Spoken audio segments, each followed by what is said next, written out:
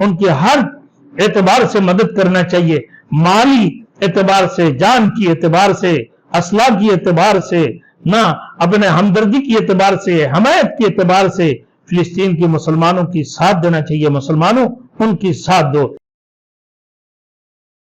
Thanks for watching. Don't forget to like, comment, share and subscribe to Maulana Habibullah Rohani Official.